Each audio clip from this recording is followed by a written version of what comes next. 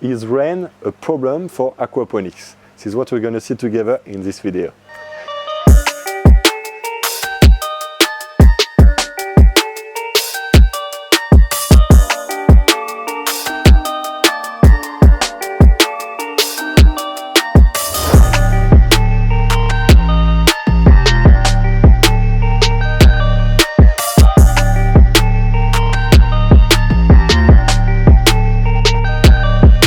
Hi, I receive very often the question, is rain going to affect the water quality of my aquaponics system?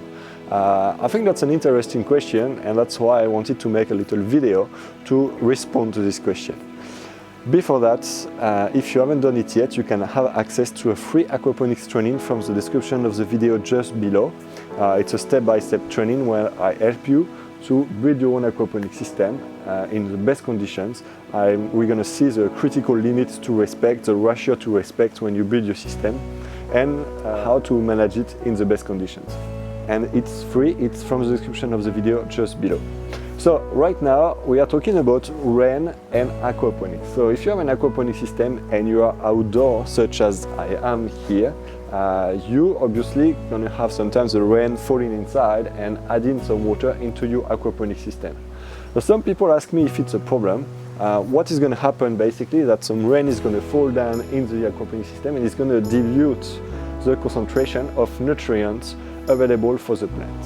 So generally speaking, in aquaponics we got a limit into the quantity of fish we can stock. So if you have a bit of rain, it's just going to dilute the concentration of nitrogen you have in your water, and it's not going to harm you fish, you bacteria or you plants. It's never a real issue.